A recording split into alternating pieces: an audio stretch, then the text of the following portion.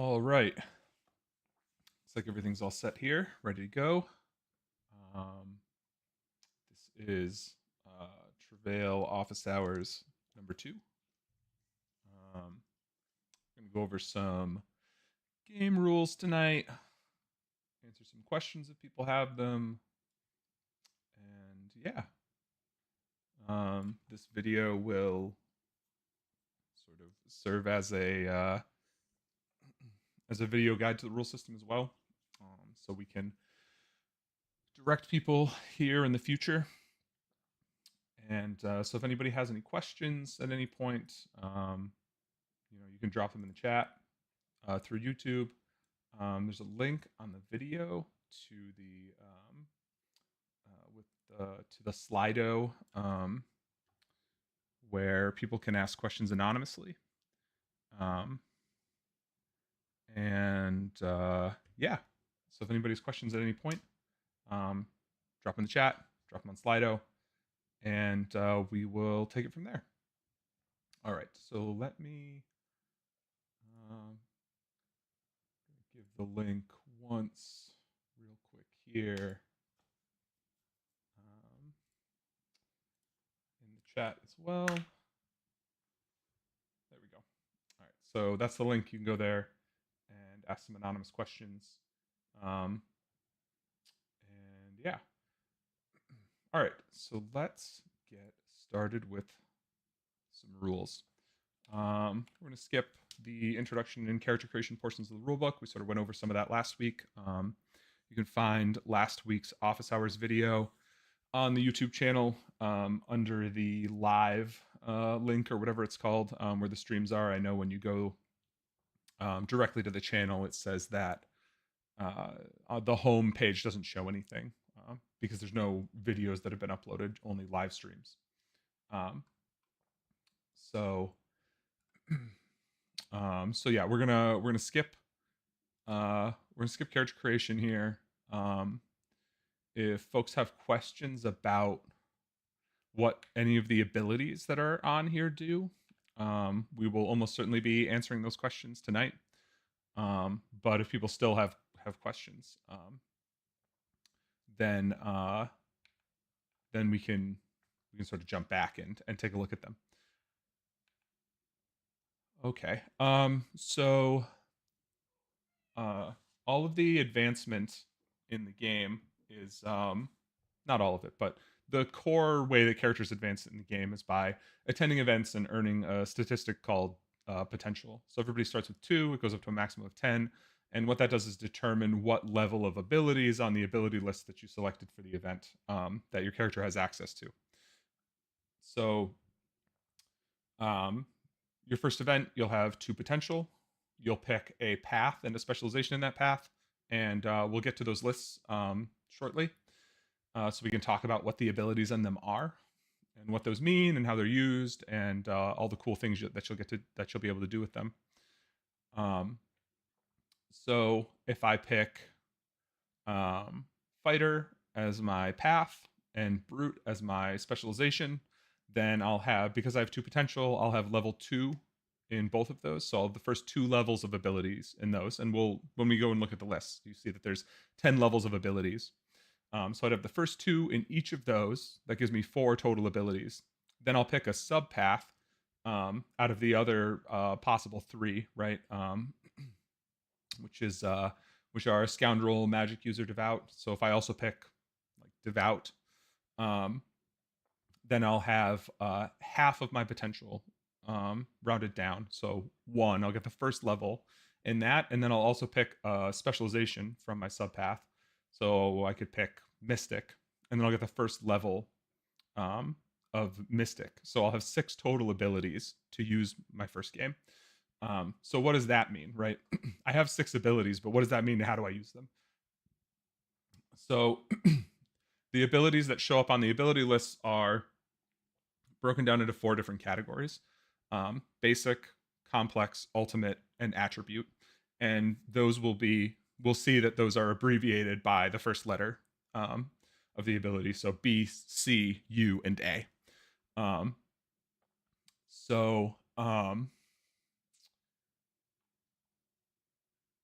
every character starts with, unless you have like there's like one heritage I think that changes this. Yeah, there is. But everybody starts with 4 basic uses, 4 complex uses, 2 ultimate uses, and you can have any number of attributes. Attributes are sort of all the time things that you have going on, right? They might give you an ability that you can use during gameplay, but they don't expend like an ability usage. Um, and so right out of the gate from the first event, you will have at least one ability of each category for basic, complex, and ultimate at least. Attributes come a little bit later in most of the lists, and give you some sort of like they give you like all the time cool things that you get. So you gotta play a couple of games, and then you'll start having access to those. Um, so so yes, from the first event, right? And you generally won't earn additional like ability uses. You'll get more ability options as you play your character over time, but not more uses. So like that 4-4-2 that we talked about for basic, complex, ultimate, is pretty much always that's always the level set for where you're going to be. Um, and then you'll just learn more options. You'll gain access to more options, to use those for. And we'll talk about what each of those mean soon. So uh, there is other advancement that's part of the game as well. There's a section here called earning other abilities, um, right down here. Oops. So earning other abilities, there'll be a system in place. I think I talked about this last time too. There's a trials system, and there's a place on the character sheets for it. At the bottom of the character sheets that tracks it. And so trials are a way that you will learn abilities that aren't in the rule book explicitly, right? Everything, all the rules for everything that you'll get from that are sort of covered in the rule book. Um, at least as far as like you won't get like an effect call that's not already written in the rule book or something. Um, there won't be like a new combat game effect that you get from that, but you might get something that doesn't normally show up, right? Like the weakness effect doesn't show up on any player list, but there might be a way to get it through the trial system, right, and get access to that. Um, or like down here, the example is like packet psychic 2 fire. Like that doesn't show up on any of the ability lists in the rule book, but it's an ability that players can learn. Um, if you follow the right channels and whatever. And this isn't like a secret system. This will be apparent so that people that want to engage with it are able to.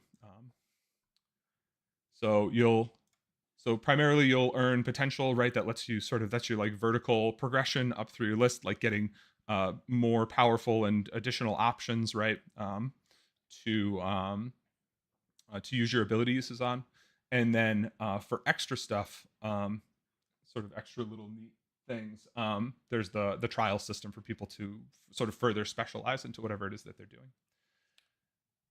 So now we are into ability lists. All right. So what is um, there's now we're going to start sort of getting into the lexicon of the game and what all of this stuff means.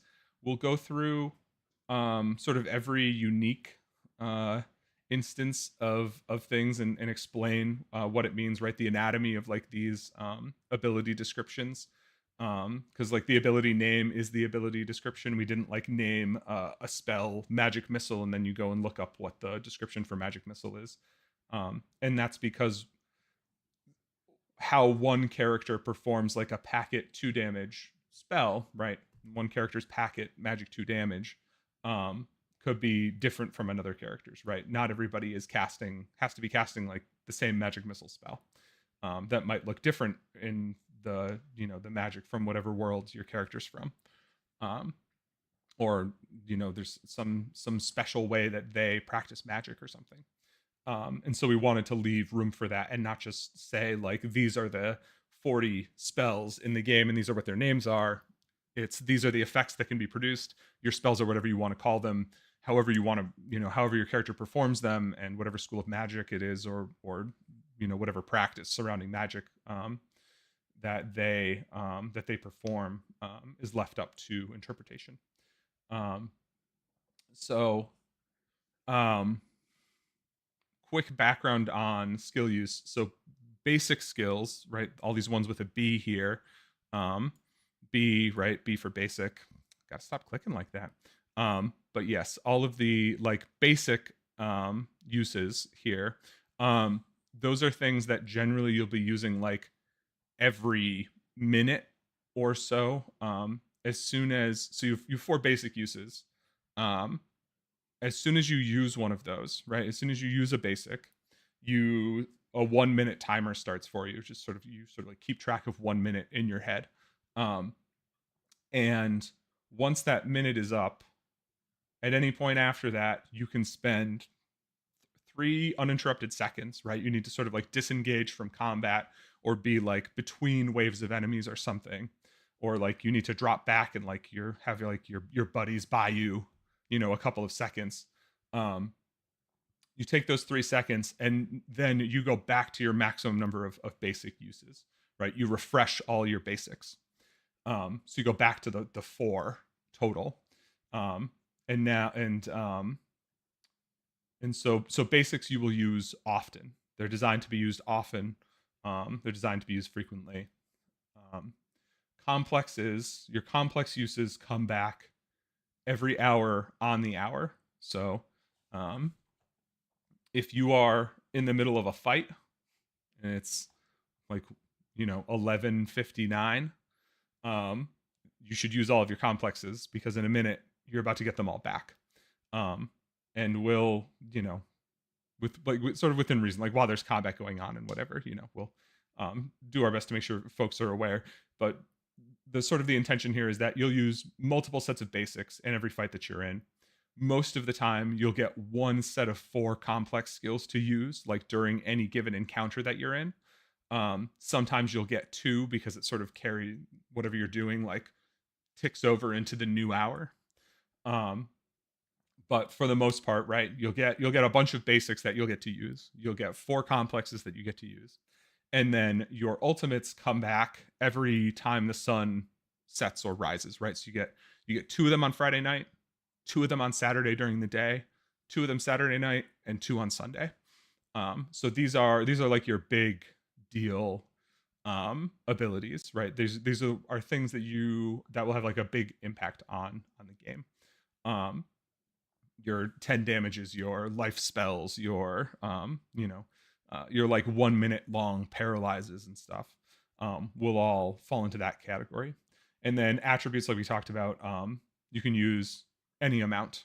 Some of them sort of have special rules that surround that, but generally they give you like an additional benefit outside of like how the normal ability usage works. They might modify abilities or give you like once per per twilight. That's what we call like the timing for ultimates coming back, right? There's twilight when the sun rises and sets, so once per twilight you might get an ability to use or something. So basics are sort of all the time stuff. These are like 10-second effects and little stuff and like things that do like 2 damage or heal 2 hit points. Complexes are like things that do 5, and there's generally like the avoidance abilities show up in there too, like parries and dodges and resistances and stuff are complex abilities. And you'll get like 4 of those generally per fight. Sometimes you might get 8, or sometimes somebody might spend an ability to refresh some of your complexes for you. And then your ultimates, right? You'll get a couple of them a day. Those are like what you're going to want to spend if in important moments you'll want to use your ultimates. So now we get into the descriptions down here. So there's this sort of anatomy to ability names, which are also ability descriptions. And so they will we'll start generic and get more specific as we go, right? So like our first example here is just melee short withhold, right? So whatever's in the quotation marks is what you're going to say, is the out of game call you'll make when you make the attack, right? Whether you're throwing a packet or swinging a weapon, or if it's an area ability. This is like the game call portion, and this is like an enemy uses an effect on you, the call will be like this, and it'll sort of communicate to you what's going on. So these ability descriptions start with what the delivery method is that you can use to deliver that ability, right? And we'll see all of these, but there's melee, backstab, packet, area, gesture, social, touch, and self. And some of those are sort of like subcategories within stuff. They're all pretty self-explanatory, right? So melee means like you use a melee, right? Safe foam boffer weapon. You make the call, whatever the effect call is while you're swinging your weapon, right? So in this case, it's short withhold. So you would spend a basic, right? As long as you have at least one basic left out of your 4, you can say, all right, I'm going to use my melee short withhold ability, and you call short withhold and swing your weapon, and that would deliver a withhold effect, and the short descriptor lets the other person know that. So normally durations of things are a minute. So if somebody just said withhold, which isn't going to have, like, the withhold effect isn't designed to be a minute long, so you'll probably never hear just withhold, but normally, or if it's like you get hit with like paralyzed, just paralyzed, right? That's gonna last for 1 minute, and the short descriptor lets you know that it's going to be 10 seconds instead of a minute. So short withhold is a 10-second withhold effect, and so your opponent knows now that the withhold effect that you're delivering is 10 seconds if it's effective. And we'll get into what these effects mean in a minute. I just want to sort of, get through. Right, we're gonna start simple and progressively get a little more complicated as time goes on. All right, so the next one, packet, right? So now we know that sort of the first part of this tells us how we're going to deliver this. So this is a packet.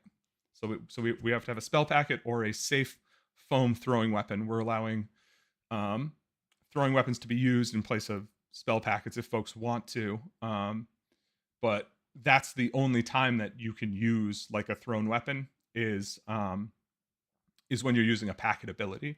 So that way, everything that's thrown, right, packets and thrown weapons all follow the same rules. And we'll get to what that means, right? It means that like if they hit like a shield or your weapon or something, that they're effective, even if they strike, what would normal, like even if they strike a boffer, right? They work. They can't be like blocked by, they can't be physically blocked. They need to be like avoided or like physically avoided, like dodged, like for real dodged, or have some sort of defensive call made against them. So this is packet. So this is going to be a packet. We're going to be throwing something to deliver this effect. And the game effect that we're going to call is magic short pain. So now this has an additional rule that goes along with it, because anything that's magic is a spell, and so you have to cast your spell by reciting a spell incantation, and so the magic word being in there tells you that part of this, right? Because it's a magic type effect, and now we're sort of getting into, right, like effect types. Now magic is an effect type, and so short modifies our duration and pain is the effect. So now we would need a 7-syllable incant. Incantations need to be at least 7 syllables. I have to start with the word I. There's more specific rules further in if you want to do incantations in a language other than English, but the game effect call at the end will always be magic short pain. So we need a 7-syllable incant. I rack your body with agony. That's 9. 9's more than 7. Cool. I rack your body with agony, magic short pain, throw my spell packet. After I've sort of said everything, right? I throw my spell packet. If it hits somebody, then they're now affected by the pain effect for 10 seconds. So while we're talking about magic, so from the moment where I start saying like, right, like I rack your body with short pain, from the moment where I start that until the part where I say magic short pain and throw my spell packet, if a game effect affects me my spell's interrupted, right? You need like that moment of focus, right, to like finish the incant and then be making the out of game statement and throwing the packet. That middle portion there, if someone hits you with something, even if it doesn't affect you for some reason, right? If as long as your body is struck or you take a game effect. So if you have a shield and you can like block while you're like incanting your spells, and if you don't get hit and it's not a game effect that actually affects you, then like your spell's not interrupted. But otherwise, if you're hit, even if it's something that doesn't work on you for whatever reason, or you like use an avoidance skill against it, that still interrupts your spell. So during the like, if I'm like, oh, I rack your body with pain, and then I sort of like hesitate and wait a second because I'm like trying to line up my shot, because like you get a couple seconds to do that after your incant. Then during that window of time, if I'm struck, my spell's interrupted. I have to try again. I have to say my incant again and start over. In that case, your ability usage isn't spent, right? So I don't spend the basic until I make the out of game call. Until I call Magic Short Pain, my basic isn't spent. Also worth noting that in both of these instances, as soon as you make that effect call, as soon as I call Short Withhold and swing my weapon, or I call the Magic Short Pain and throw my packet, that basic is spent.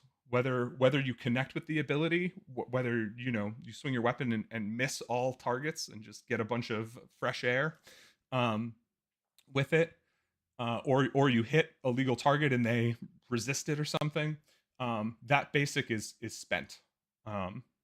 So this is to encourage folks to place their shots and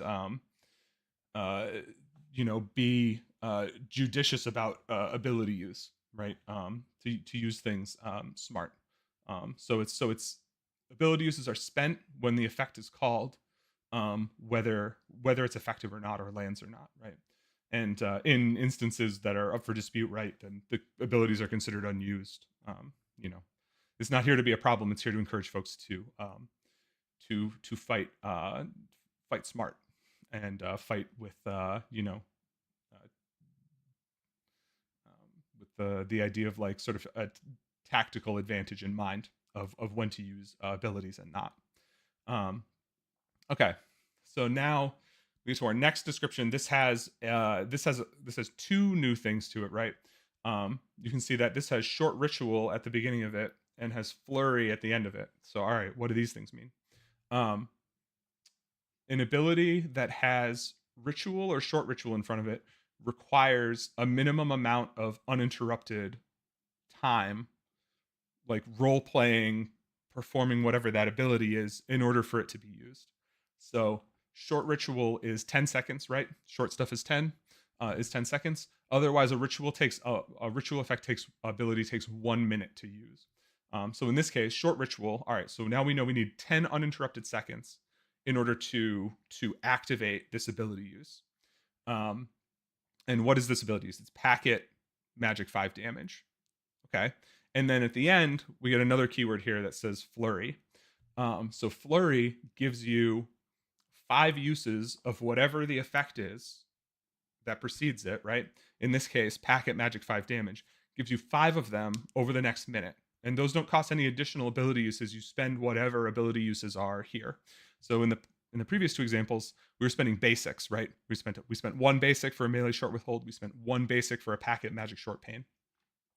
In this instance, we're going to spend 2 complexes, which is steep, but from what we were saying before, right? Normally a 5 damage packet is going to cost you a complex. So this is like a really good rate, right? So in 2 complexes for 5 damages. That's really good. Like you want this is a good ability. As far as like ability use economy goes, this is costed in the player's favor. So there's sort of an additional rule that comes with flurry as well for magic things, which is that because we see the magic word in here, we're like, oh, we need an incant for this, right? And that's true. You're activating your flurry, right? Turning the flurry on to get the 5 free uses requires an incant, right? So like the last thing you do with those 10 seconds needs to be an incant, or you could do a 10-second long incant or something, right? Or like 5 seconds of like focusing and pulling energy, and like centering yourself, right? It should be like apparent to everyone around you that you're like actively doing a thing, right? And however that should look for your character to be like, in this instance, you're probably some sort of magic user and you're drawing some kind of magical power to yourself. So while you're doing that, right, you can communicate with through your role playing that this is what you're doing. And so you spend 10 seconds doing that, and it has to culminate with a spell incant. Um, right, like you spend a couple seconds focusing and do whatever, and then you're like, I draw on the arcane forces to grant me a torrent of a torrent of force bolts or something. Um, so once that's sort of completed, right, your flurry is active. Now over the next minute, you can throw 5 of your packet magic 5 damages, and with flurries, those will give you quick cast versions. Magical flurries give quick cast versions. So you had to like follow the normal spellcasting rules to start the flurry, right? Where you needed an incant. But now that it's active, all of those are quick cast. Now, what does that mean? And we can use the next example here too, right? Our next effect here is a packet quick cast magic. So quick cast spells don't require an incant. You just make the call, right? You just call magic 5 damage. So once you've activated your flurry, now you got 5 packets. You go magic 5 damage, magic 5 damage, magic 5 damage, magic 5 damage, magic 5 damage, right? You get 5 of them, and that's all the calls you have to make, and those can't be interrupted because they don't have an incant, right? The incantation of the spell is what can be interrupted, and that 10 seconds, right, for the short ritual starting up the flurry are the part where you can be interrupted, right? If you get struck during that, or somebody hits you with a packet, even if it's something that doesn't work on you, or you're caught in an area effect, then that's interrupted. You have to start your 10-second count over. But then once it's going, you've got those. Those are quick cast. You can just throw the packets, even if somebody's hitting you, even if whatever, right? As long as you're not like, unconscious, or your character's not unconscious or dead or unable to use abilities of that type. So next one, packet quick cast magic to fire / ice / lightning. So we've got some additional stuff here, right? We just learned about quick cast, so we see packet quick cast magic, and we're like, okay, cool, no incant on this one, going to be a packet ability. And now this is, you can choose, the slashes in here mean or, so packet to fire or ice or lightning. So at the time of use, you choose which of those 3 options you're going to use, and you'll see this frequently with like fire, ice, and lightning to represent like elemental abilities, right? You choose the element at the time of use, and you'll see it with you'll see it with like some cure abilities that remove effects. Like you could be like, oh, this cures pain or fear, right? So it won't do both at the same time, but you can use that ability for either one of those. So in this instance, right, you could call magic 2 fire, throw a packet, magic 2 ice, magic 2 lightning. Each of those costs you 1 basic use to do, and you can use them in on the fly. You can change the energies as you're using them. Now the last one, so this is a touch ability now. So touch is a delivery method that we haven't talked about yet. Touch is take a spell packet and touch it to someone, like their shoulder or whatever, especially if you're like in combat and like behind somebody and you want to let them know that like you're casting a healing spell on them or giving them some kind of buff or support effect or something. You can come up behind them and like touch a spell packet to their shoulder, right? The default at Travail is do not touch people, right? Just unless you explicitly have someone's permission, right? Don't touch anyone, right? You touch a spell packet, to like somebody's shoulder or something, let them know that you're giving them an effect. If somebody knows you're there, you can just literally hover your hand over them. Like you do not have to touch them. You can hover your hand over them in some capacity, and that's enough to deliver a touch effect, right? So this is a magic ability, and you can see that the magic is outside of quotes this time, because for these beneficial like defensive abilities, it doesn't matter if they were delivered to you via magic or not. You might run into instances in the game where like you find your character unable to use magic effects, but you that would be on you to know that, right, this is a magic type effect. Oh, you can see this was all right. There's a typo. I'll make a note to fix the typo because the call down here, it used to be like magic grant resist magic. It's just redundant, and that detail won't come up and won't be helpful to anyone. Um, so we take it out of the game call.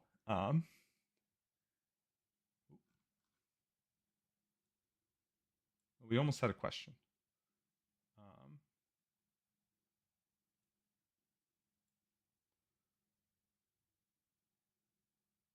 All right, I'm gonna finish this description, and maybe maybe someone's just rewording the question there.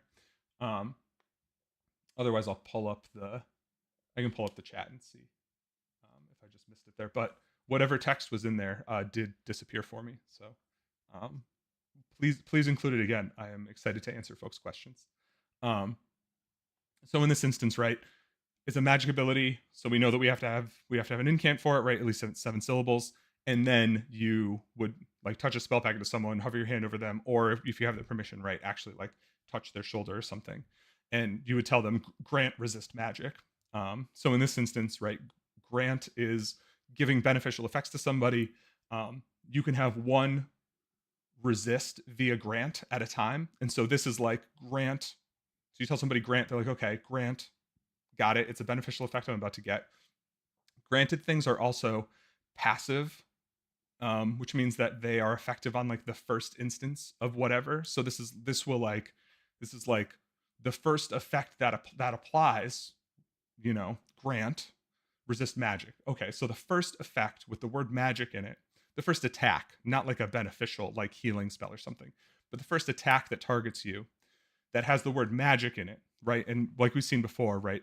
It'll have the word, right? The packet magic short pain, magic 2 fire, magic 5 damage, right? It'll have the word magic in it. So the first time you hear the word magic in an attack, you'll call resist and it won't work on you. And that's how that works. Let me see here.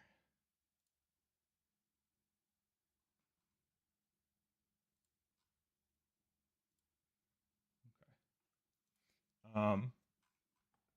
All right. I am going to.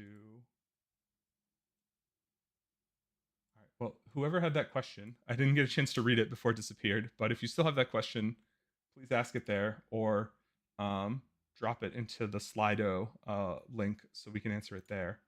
I'd be happy to answer it, or maybe we already answered it. But I'm going to take a quick break and step away for a second. I'll be right back, and then we will continue. We will get into the ability lists proper here, and we'll start chatting about those. All right.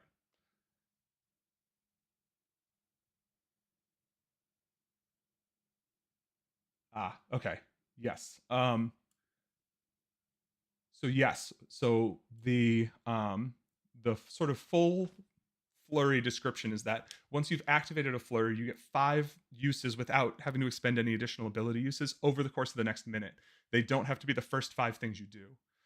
You just get 5 of them for free, and if you don't use them within a minute, then you'll lose any unused ones. But yeah, you could like, oh, I'm gonna get like magic 5 damage, magic 5 damage. Oh, my buddy's hurt. Let me cast a healing spell or two. All right, time to throw my damage again. Um, and so we'll get into more of the nitty gritty on some of those descriptions as well, about exactly how that stuff works. But yes, you can wait.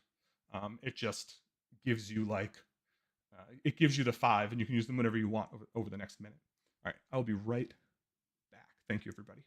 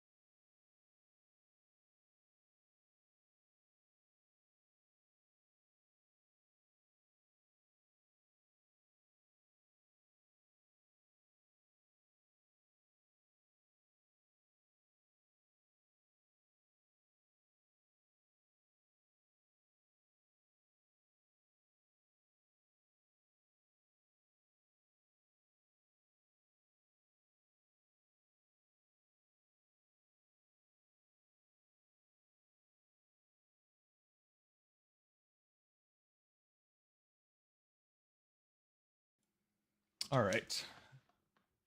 I see. Okay. YouTube put the question down. All right. All right. So here's the first ability list we're looking at. So there's 4 paths in the game, right? You got fighter, scoundrel, magic user, devout.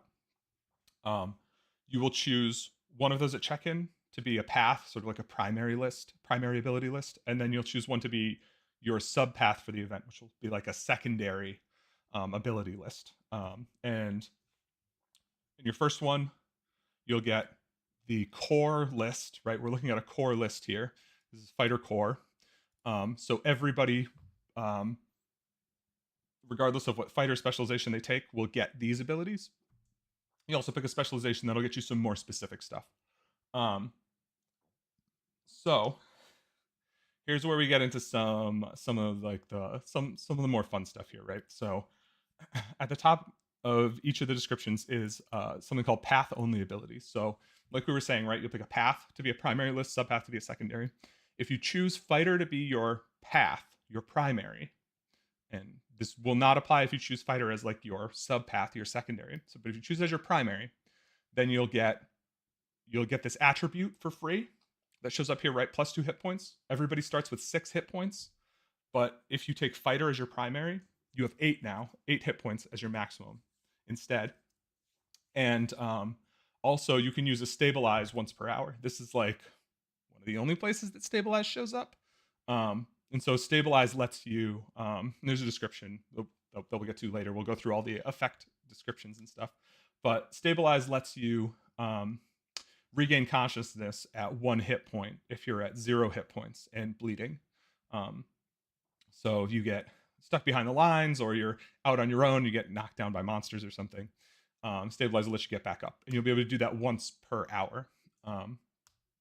So fighter ability list, we'll run through these, and now we'll start to sort of build on our lexicon here, right? The first one, simple, melee 2 damage. This is like bread and butter melee fighter ability, right? The ability to do 2 damage with a swing instead of 1 damage with a swing. I guess we'll start with, so in offer combat, you don't have to make a call or say anything when you just swing your weapon. You can swing your weapon, within the confines of combat speed rules, right? You can swing it as many times as you want without having to spend any abilities. It does 1 damage if it contacts your opponent in a legal target without hitting any without hitting anything else first, right? It's got to be a clean hit. If it bounces off their shield or is deflected off a sword or a weapon or something, then it's completely blocked. We are lightest touch. The point is to just touch your weapon to the other person, right? There's no minimum amount of force required in order for a swing to count. And there's no advantage to swinging harder because swinging through someone's weapon, swinging through a block or something, is not effective, right? The swing has to strike the body before it strikes anything else. So bread and butter basic ability here, right? Lets you call 2 damage with a swing for a basic. Nice and simple, right? 2 damage does 2 points of damage instead of 1. Nice simple description. All right, level 2. Here is a new keyword that we haven't seen yet called lone. So this is lone melee disable. The melee disable part, nice and easy. It's a melee attack. The effect is disable. It delivers the disable effect for 1 minute via melee, via weapon strike, right? Via melee weapon strike. The lone word means that you can only use it once within the window. You can only use it once before you refresh all of the uses of that type. So generally this will mean like once per every 4 basics that you have, right? Once per set of 4 basics, one of them can be spent to call a disable with a weapon. If that part's always true. Most of the time that will be because you waited a minute and refreshed all of your basics, right? Like we talked about before, right? I spend a basic, a minute later, I can take 3 seconds and refresh all of my basics.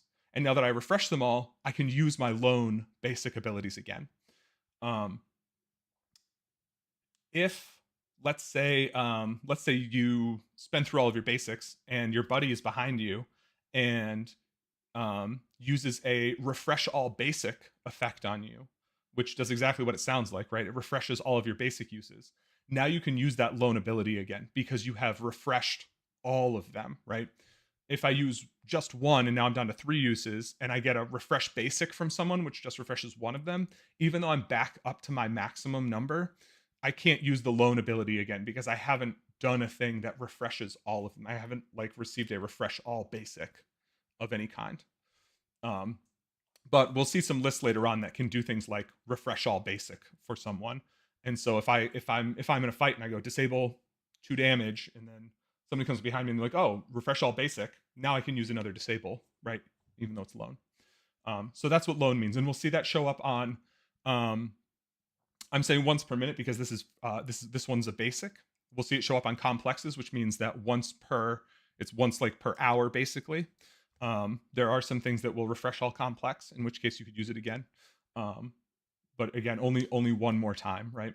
And we'll see some lone ultimate abilities too, for some really juicy stuff, or things that make sense to only do once because they would create like infinite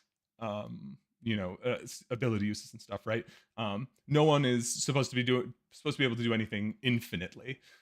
There are some instances where folks could do things a lot, I think, but not like infinity is not the goal. Um, a lot is fine. Infinite is something that we're going to work against allowing. So the third ability here, this is just straight up resist withhold for a basic. So now if someone swings a withhold at you or casts, or throws a packet for the withhold effect at you, and you have at least one basic left, you can choose to spend one of them to call resist and be unaffected by that withhold effect. So let's talk about these effects too. All right, so disable makes a limb unusable for the amount of time that it lasts for. In this case, it's a minute. A short disable would be 10 seconds. No effect in the game forces you to drop anything you're holding, so you don't have to like throw an expensive weapon on the ground and worry about it getting, stepped on or kicked or something. So like an unusable arm, if I'm holding my sword, it has to like hang at the side, right? I can't move it around and use it, but like I can still hold my weapon or my shield or whatever. I just can't move it to actively use it in combat. And a disabled leg, you can't stand on it. You have to kneel or sit. And I think if we'll get to the full description later, but if both of them are unusable, then I think you can't move. Normally, you can like, if you're like on a knee or kneeling or something, you can like still move around. I think if both of your legs are disabled, there's no movement. You just have to sort of stay in in your location there until one or more of your legs are usable again. And now withhold targets weapons, and will basically, it should only ever show up as a short effect for 10 seconds. And withhold makes it so that whatever weapon that was struck can't be used to make attacks for the duration, but it can still be used to defend. So I have a sword and a sword and a shield, and my sword gets hit with a short withhold, and I can't stop it. For 10 seconds, I can't use this sword to attack. I can still defend myself with it or do anything else that I want. If I had a second weapon in my other hand, I could still use that one to attack with. But for the duration, right, like that weapon can't be used to attack. And so this fighters get the ability to resist some of those things, right, to maintain being effective in combat. The only other detail of withhold, and this is pertinent to folks who are fighting with two-handed weapons, which are weapons that are longer than 46 inches long, extending like sort of up to 48 too, because there's some one-handers out there that sometimes the length of like one-handed mass-produced weapons that we all love so much wind up going a little bit longer. But basically anything longer than 46 inches that you have to have two hands on, those weapons are immune to withhold effects. You just call no effect outright, and there's a note on that later. All right. Now we get to our first attribute. So level 4 on core lists, you get your first attribute. That'll generally be after you've played 2 events. Um, this one's a good one. Melee 2 tenacity. You see, there's nothing in double quotes here because there's no call to make with this. But what the tenacity attribute, and this is one we'll see show up a lot. The tenacity attribute means that whenever you use what that effect is that precedes it, um, you get an extra one for free as the next thing you use. Right, during flurries we said you can use them whenever you want. For tenacity, it has to be the next thing that you do. But like now, if I spend a basic for a melee 2 damage, I call 2 damage. Now I have another free 2 damage to use, and I think you get 10 seconds or something to use it. But it's got to be the next, like the next thing you do. So 2 damage, and now I get another one for free, 2 damage. I spent 1 basic to get 2 damages. And so melee 2 here means that any melee effect that has the number 2 in it, and in the rule book here, that's like, there's like some melee 2 fires and melee 2 silvers and stuff that are in here. You also get an extra one of those, right? It doesn't have to be melee 2 damage. It's any melee 2. And now there's no instances in the rulebook of like melee heal 2, but technically this would work for that too. Or melee like grant 2 hit points or grant 2 armor or something, because it's a melee ability with the number 2 in it. So yeah, melee 2 tenacity, very good. Primarily, it'll be doubling your basic uses of 2 damage. Very good stuff. You get a complex at level 5. Fighter gets melee 5 damage, exactly what it sounds like, right? 2 damage for a basic, 5 damage for a complex. It will be important at times to be able to deliver 5 damage at a time. Sometimes that will matter. So it's not just like, oh, like at this point I'm spending a basic and I'm getting like 4 damage, right? Which is really like 2 extra damage because your regular weapon strikes would have done 1 each anyway. So now they're doing 2 each. This is like 4 extra on a single swing.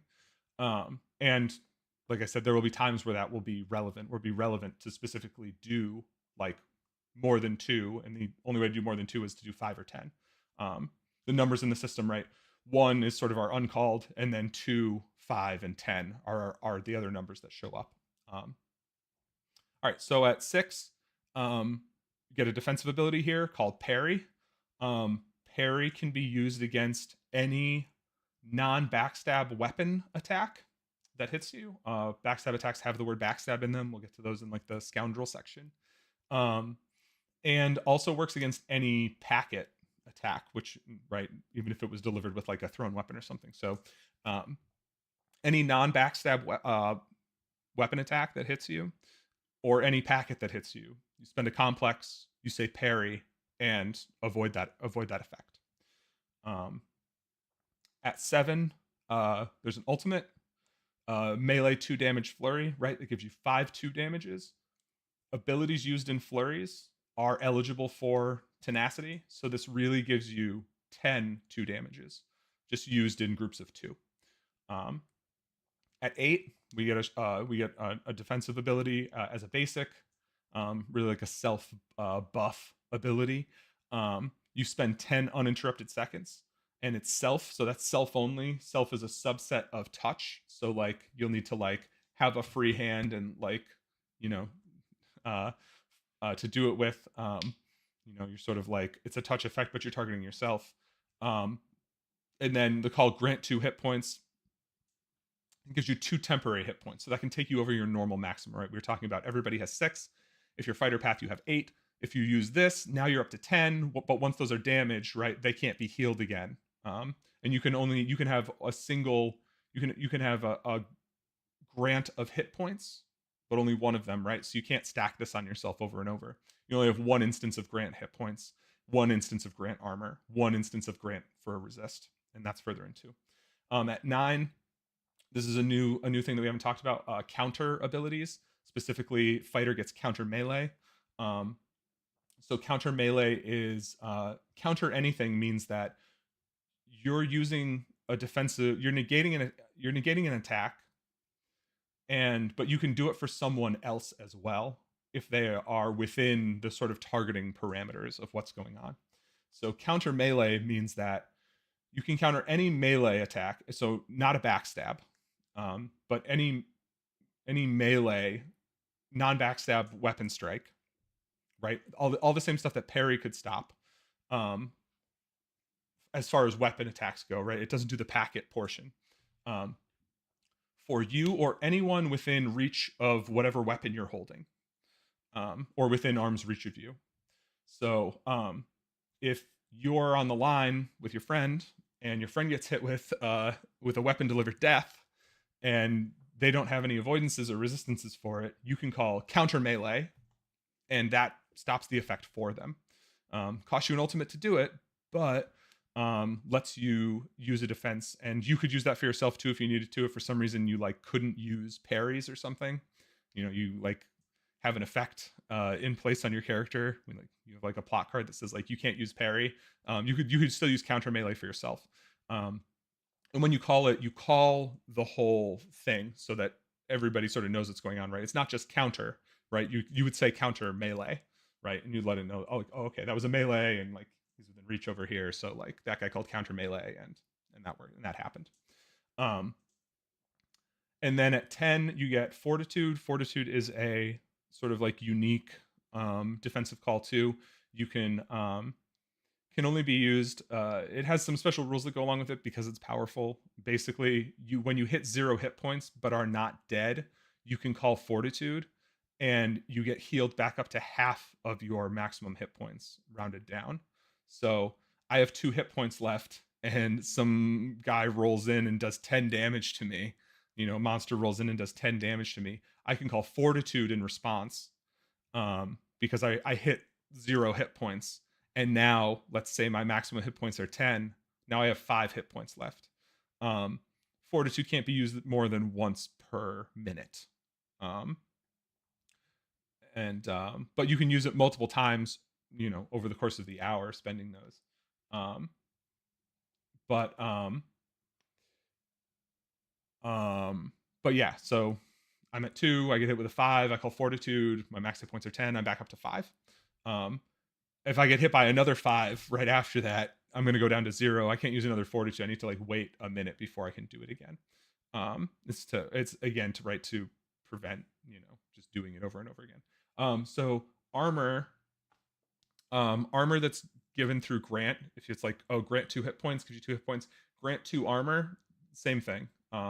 There's not a big distinction between like granted armor and hit points. It's just they come from different sources, and those two do stack with each other. So like your granted hit points will generally come from like fighter can give them to themselves, or devout will hand those out, and then magic users, and from a bunch of items and stuff will give you like numerical armor.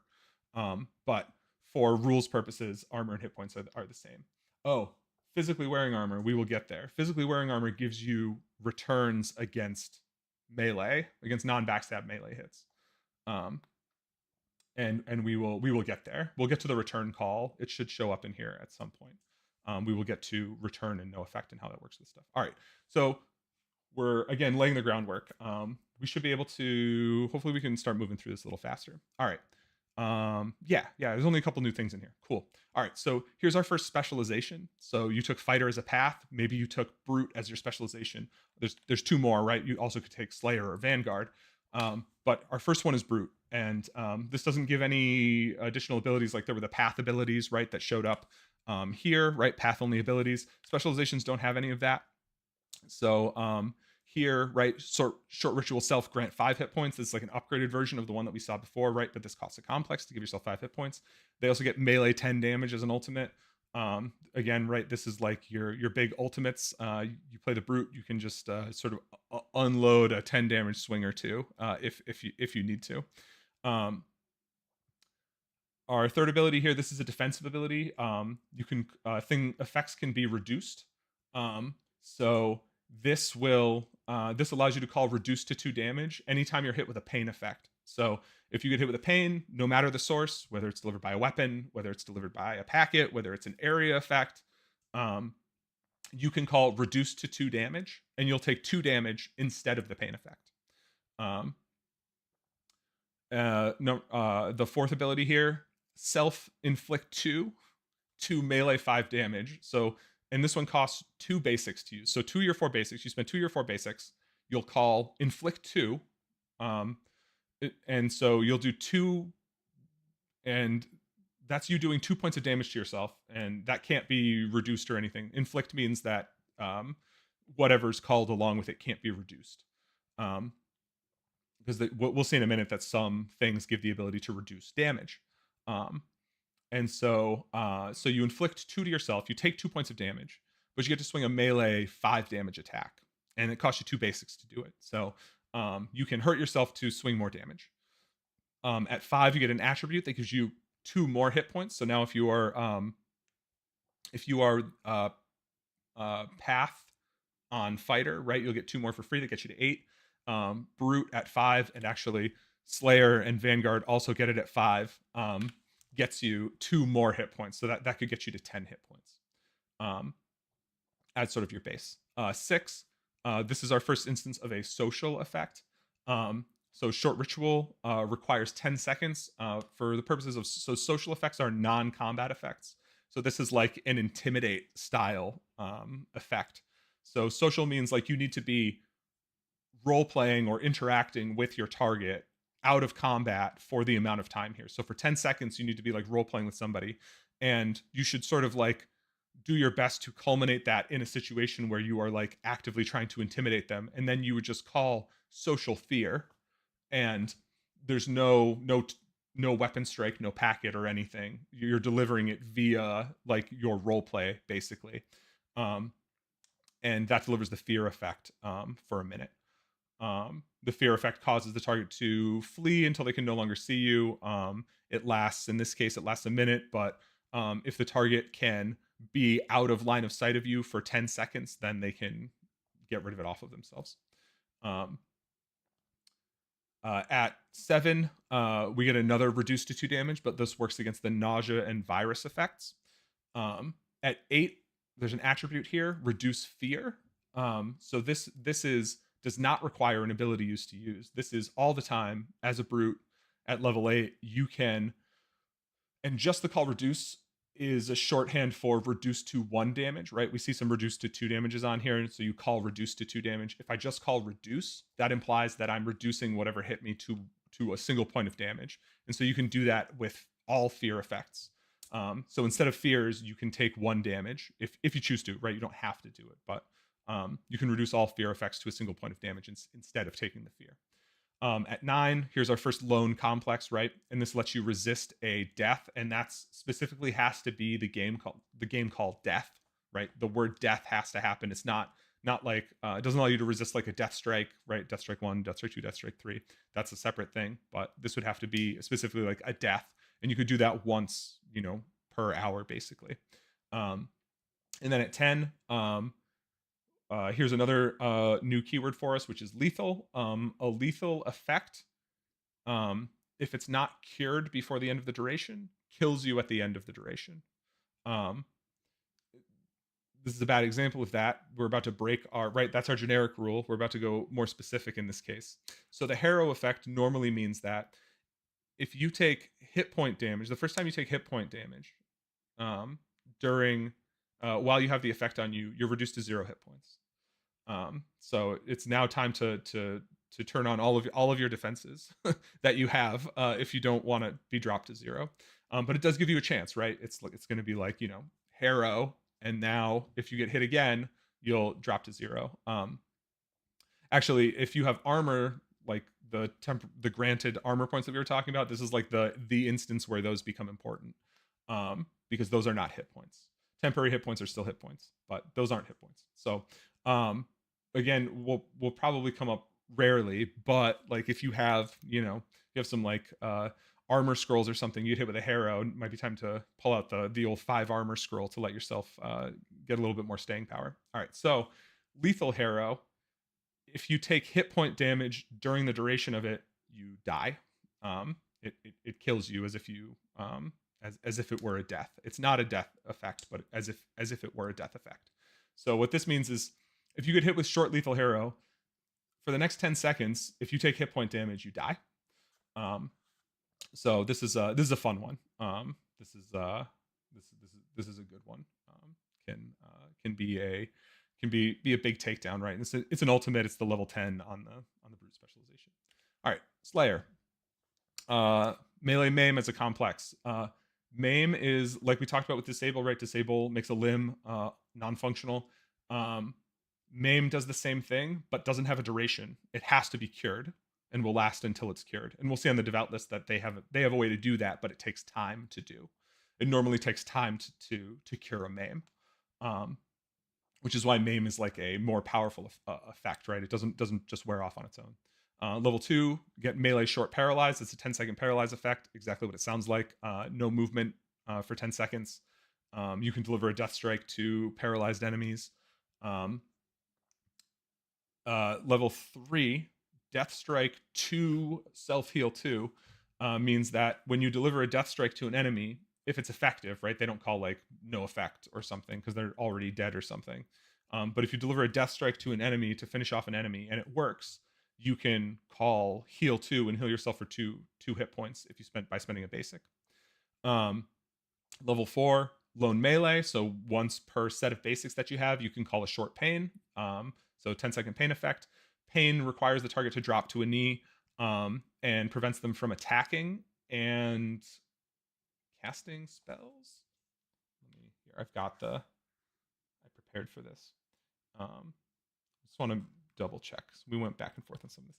Targets overcome with pain, drops to a knee for the duration.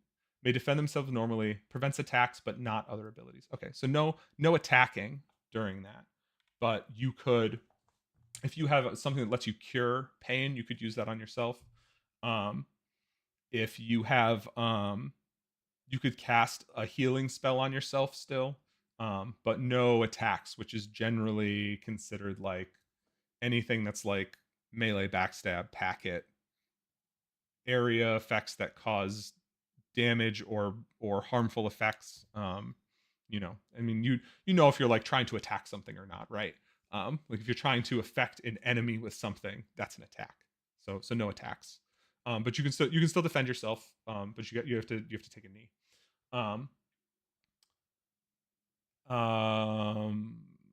The attribute at 5 for 2 hit points, like all of the fighter specializations have. At 6, they get a lone melee 10 damage as a complex. So once per hour, they get a 10. 7. This is all right. Here's where we hit this is our first full lexicon test, right? This is our test. Lone short ritual. So once, and this is a basic. So once per minute, you spend 10 seconds, and this is death strike to. So you spend 10 seconds delivering a death strike, or 10 seconds culminating in a like death strike 1, death strike 2, death strike 3. And then you can bestow yourself with a melee maim or a melee 5 damage. But you have to have 10 seconds, 10 uninterrupted seconds to kill an enemy. And you can only do it once a minute, and then you can bestow yourself. So this is a new word, right? We saw grant. Grant is for passive things. Bestow is for active things that you can use whenever you want. You bestow yourself a melee maim or a melee 5 damage. You only have one bestowed like attack ability at a time. So you can't stack those up either. So you can be like carrying around one of those at a time. At 8, we get Death Strike to Self Heal 2 as an attribute. So this is an upgrade to the level 3 ability. You no longer have to spend a basic to do it. You can just, anytime you deliver Death Strike to something, you can heal yourself for 2.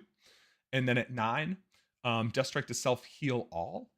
So you spend a complex, you can heal all of your hit points. If you deliver a Death Strike to something successfully, you can spend a complex and heal yourself to full. And then as an ultimate at 10, melee 5 damage flurry, you get 5 damage melee attacks.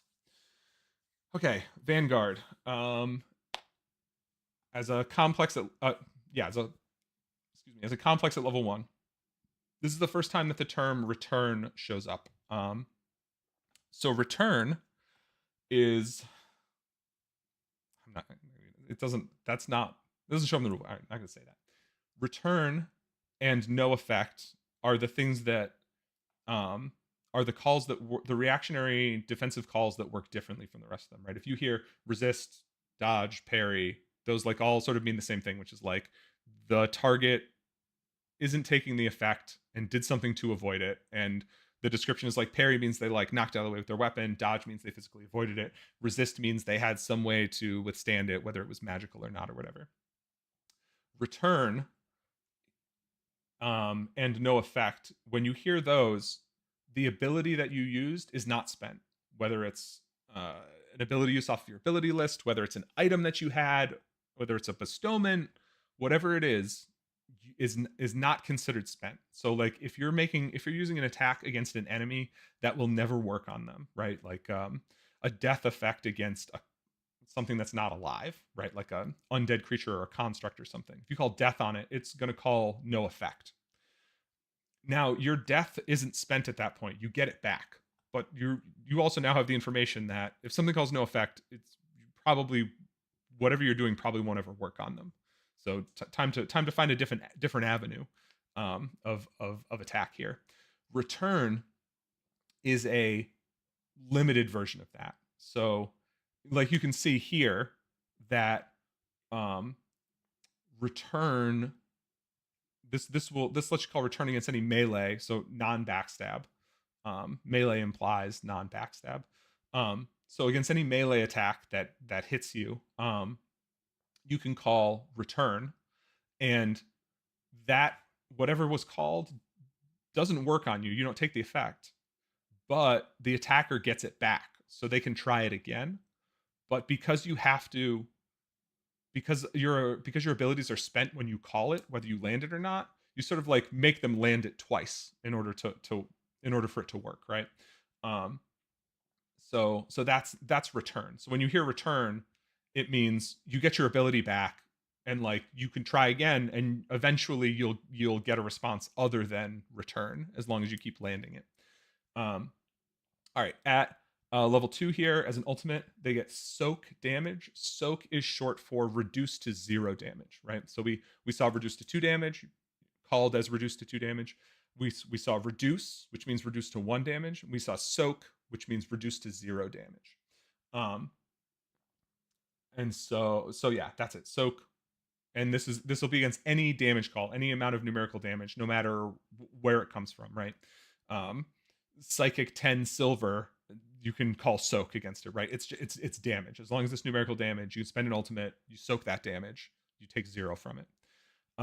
As a basic here, we see a lone melee short withhold. We know what all of this means now, right? Lone is once per set of basics that we have. We can call a short withhold. We know that lasts 10 seconds. It's the withhold effect. Targets a weapon, makes it unusable for 10 seconds. Doesn't work on two-handed weapons. At 4, we get reduce 2 as a basic. So that lets you anything that does 2 points, generally going to be like 2 points of damage that you would want to reduce to a single point of damage, right? You can call reduce against anything that does 2 points of damage. 2 hit points as the attribute. We've seen that. At 6, they get a lone counter melee. So it's sort of a precursor to the level 10 fighter ability that lets you use counter melees as an ultimate. They can do it once per set of complexes as a complex. At 7, they get a touch effect to cure, confuse, or fear. And then at which is exactly what it sounds like, right? No incant on this, right? Because it's not a magic ability. You just like touch somebody or touch it back to them, hover your hand over them, right? You say cure, confuse, or cure fear, and it shuts that effect off. At 8, they get tenacity for reduce and soak, which soak is like a subset of reduce, but it's here for as a friendly reminder. So anytime you use one of those, you get another one, but it has to be the next thing you call like in the next 10 seconds. But like this works with the level 2 ultimate, right? So you soak a 10, and now you can soak another damaging attack in the next 10 seconds too. So if let's say somebody throws another 10 at you, you can soak that too. Also turns your level 4 reduce 2s, right? You can reduce a 2 and then reduce a 2. All for a single basic. And then at 9, you can soak a 5 for a complex. Also, right, lets you can tenacity that out with the level 8, so you can soak and then soak again. And then at 10, you get a short ritual bestow parry. So you spend 10 seconds role playing with somebody, right? It's not a spell, but you're sort of like probably like showing them like a technique, like a quick like, hey, like this weapon flourish is like a good one, and then you call bestow parry, and now that person gets a parry use. So we talked about bestowments before, right? On Slayer, you can have one attack ability, and you can also have one defensive ability bestowed on you, which is like a parry, dodge, or resist something. Um, and so, but you know, one of each at a time. Um, and there's rules on that later. All right, so that's a bunch of that. Um, let's it's already 8:15. I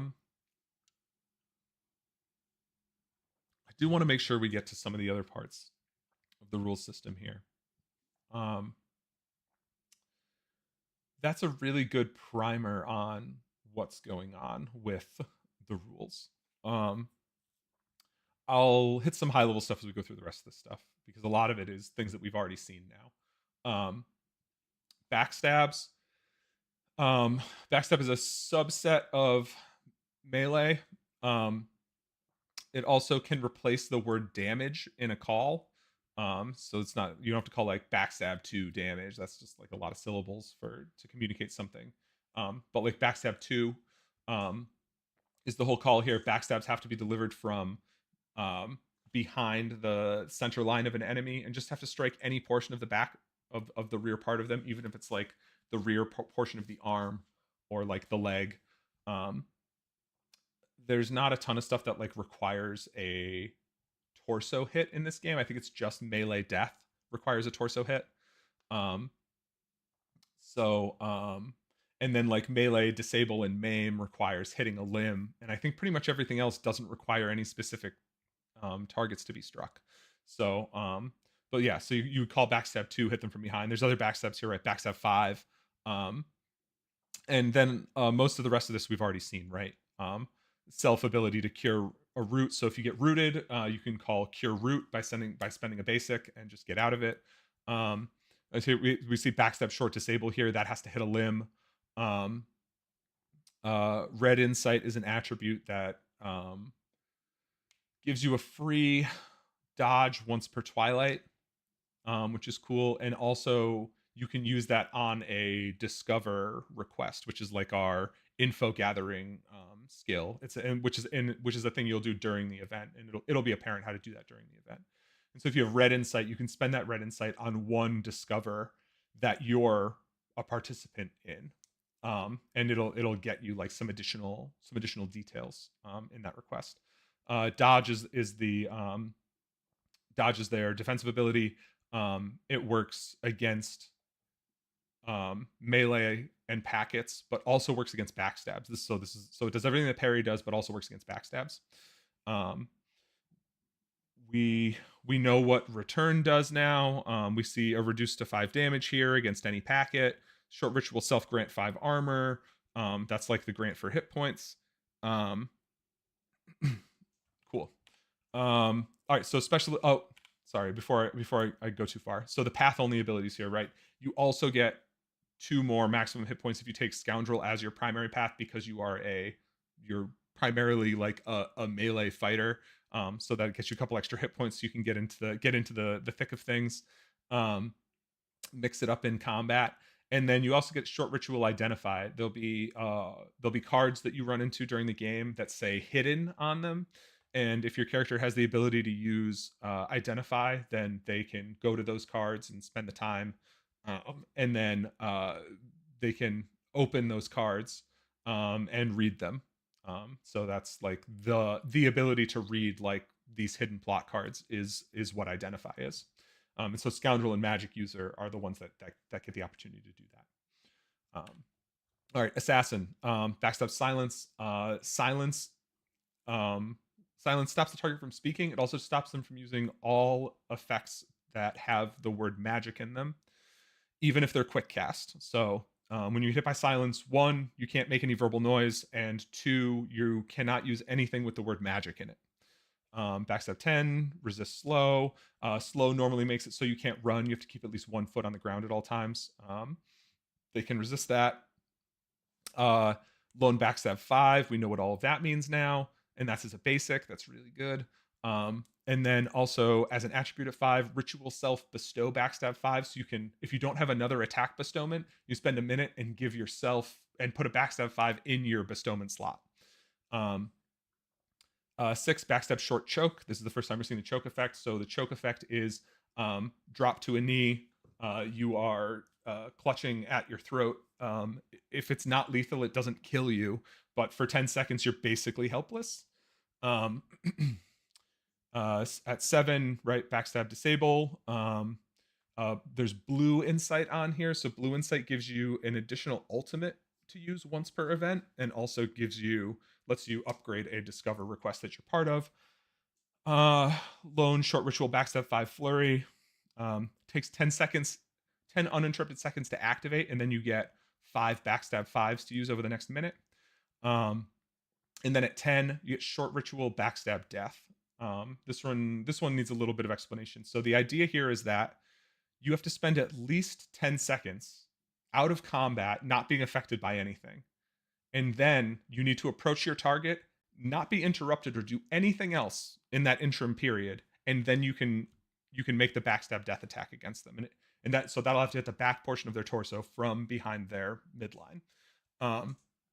So this is like you are behind the line, like scoping out a target, or you're like hidden on the tree line, right? Like scoping out a target. Like it will require an amount of actual stealth to get in, because if anyone engages you, swings a weapon at you, even, right, even if it doesn't affect you, that interrupts your like uninterrupted 10 seconds of focus, right, in order to get this off. But otherwise, a very powerful effect. Very difficult to avoid, right? Cannot be parried. But does require a level of execution to go along with it. All right, next we get to performer. Ritual social suggestion, right? That takes 1 minute of role play. The suggestion effect means that the target, you'll tell the target a fact that they'll treat as the truth for the duration, right? So what there's a list of things that suggestion can be used for. Basically, the idea is that like you're trying to like talk your way into like the like the bandit's lair or something, and you like spend your social suggestion, and you're like, oh, like your boss is expecting me, right? It has to be sort of like something plausible. You can't be like, I am, like I'm the king of this land, and like you have to let me in. There's got to be some level of sort of believability to it, right? But this is your like, oh, I'm gonna like, you know, get in here, or like, hey, like social suggestion, like you never saw me, right? Wink. That kind of thing is what it's for. And there's more descriptions further in. Performer can bestow dodges on people as a spell, but it takes a minute to do. So this is generally like an out of combat thing, but they can spend their ultimates to give avoidance skills to folks. Backstab confuse. Confuse means for the duration you are not aware of what's going on around you, but it's broken if and when you're attacked, or when the duration ends.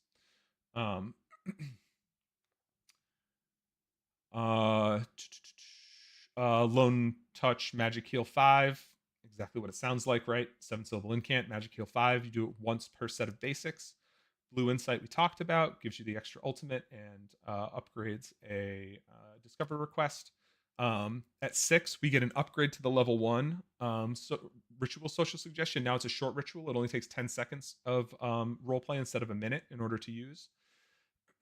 At 7, they get a quick cast magic cure pain or fear as a touch effect. At 8, they get a I think this is the only place Golden Insight shows up in the rulebook. So Golden Insight is like a special extra interesting way to upgrade a discover request. Golden Insight. So Red Insight warns you about dangers. Blue Insight gives you like specific details, like names of people and places, or specific timings about things. Golden Insight like tells you how you're connected to a thing, or connects you to a thing if you weren't before in some way, right? It's like your extra, like it's your extra well connectedness, and also lets you do a short ritual touch life once an event. So it gives you also like a life spell to use on somebody once a game. At 9, you can spend 10 seconds giving someone else the ability to resist the next social effect against them. And then at 10, you get, this is like this is our first instance of a lone ultimate, I think. And this is a flurry of refresh all complexes. So for 5 people, one of them could be you yourself if you wanted to. You can refresh all of someone's complexes, and you do it 5 times, but you can only do it once per twilight, basically.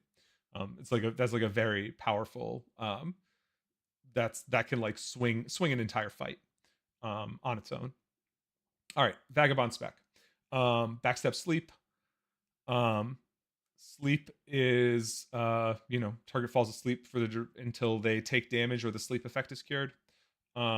So also a potentially very powerful effect. Not necessarily great in direct combat unless you come up behind a guy who's like away from the enemy lines or something. Level 2, this is the first time we see the repel effect. So repel is you retreat 10 feet away from the user, and then from that point on you can hold your ground as long as you don't like actively step towards them. But like if they approach you're not forced to, like, there's not like a 10-foot pole keeping you 10 feet from them all the time. You have to retreat to 10 feet and then you can stand your ground for the duration. Short ritual self-heal 2. Spend 10 seconds, heal yourself 2 hit points. Melee short repel. Exactly what we talked about with repel before, but this only lasts 10 seconds. They get backstab 2 tenacity. So anytime you use a backstab 2, you get another free backstab 2 afterwards. So really encouraging that sort of stealth combat style. They get stabilized as a complex, right? Like we saw on the warrior path ability, lets you get back up if you're at 0 hit points and bleeding out. Backstab root at 7. Root requires you to keep 1 foot in place for the duration. 1 foot? Let me double check that. I think we changed it. Target must keep 1 foot chosen when affected stationary for the duration. There it is. All right. At 8, backstab as melee. All right, this is our first attribute that is something as something. So what this does is it lets you use every instance where you have an effect that says backstab something, whether it's let me just double check this, but the intention here is that every time you use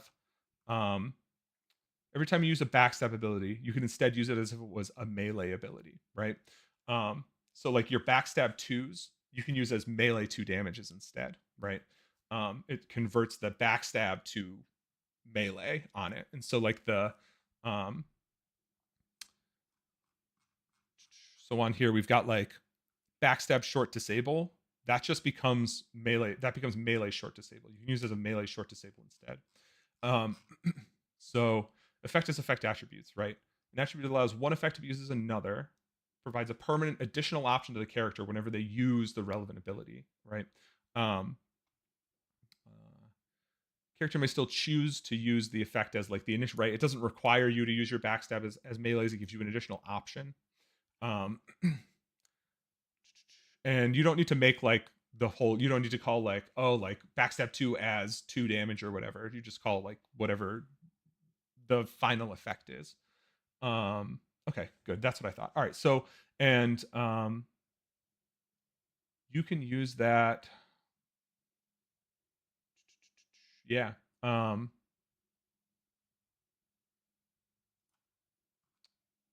Yeah, I think the intention here is that you can use that even with stuff that's like bestowed on you. Or something like from an item or whatever. It gives you an extra option there. And the extra specific rule here is like you can't like do an effect as effect as effect, right? Like you can't ever stack your attributes. So and sort of like once a thing is changed, like that's it. So like we see backstab 2 tenacity here, and backstab is melee. These things won't stack together in the way that anyone wants them to, right? They won't stack at all. So once you use if you use a backstab 2 as a melee 2 damage, the backstab 2 tenacity doesn't kick in and let you like, let you use that again. And melee 2 tenacity doesn't kick in either, because like, right, you didn't use a backstab 2 or a melee 2 damage. You used a backstab 2 as melee 2 damage, right? You don't call that whole thing because that's awful. But like, this is one of the ways that we can give people cool abilities and not have them like, not have sort of unintended stuff happen, or make it so that, oh, I can like tenacity everything I do because I have like these 2 things or something. So one attribute at a time applies to things that get that abilities that get used. Also, when in doubt, ask. But in general, like, you pick an attribute that you have and it applies. All right, so at 9, you can resist choke, disable, maim by spending a complex, just sort of on the fly. That's great. And then at 10, you get backstab paralyzed. That's a 1 minute long paralyze. Spend an ultimate for it. Another great option. Okay, on to magic users. All right, so this is these are our spellcasters, right? For path only ability, they get circle magic, which is like intricate, sort of ritual-esque spells that are cast, right? So they have a short ritual magic identify that they can do. They also at will can bestow themselves with a magic refresh all basic, but that's itself only. Right, it takes you a minute to do, so you should be like casting a spell of some sort, or like going through some sort of some sort of steps for something. But if you don't have another ability bestowed on yourself, then you can bestow yourself with this, and then when you're in the middle of a fight, you can like cast your spell like, oh, like I don't know, 7-syllable incant for this. You know I refresh whatever, I refresh all of my cantrips, right? I refresh all my cantrips, refresh all basic, or I restore all my cantrips, refresh all basic. And so you get like one refresh all basic at a time of your choice, unless you have something better bestowed. Basically, you probably won't have a minute to bestow this on yourself again during a fight, but going into every fight, you can. This is the thing that you could have. All right, we've got level 1 packet quick cast magic 2 damage. We know what that does. Level 2 touch magic fire enchantment. All right, enchantments are new. This is the first time we're running into them. So enchantments target a weapon. They last 10 minutes, right? They have which is outside of our normal 10-second 1 minute. An enchantment will always be of an energy type: fire, ice, lightning, silver, or something weird that you run into during the game, something different. But the ones in the rulebook: fire, ice, lightning, silver. When you have that on your weapon, anytime you call something, you can add that element to it. So you'll never call just fire, right? Enchantments don't allow you to call just fire on a swing. But if you're using a melee 2 damage, instead of calling 2 damage, you can call 2 fire, right? So in the case of damaging stuff, the element will replace the word damage, just to sort of keep things short, right? 2 fire, 2 ice, 2 lightning, 2 silver. Or go where the word damage would have been in a call, like in like backstab 2 fire, right? Backstab 2 silver.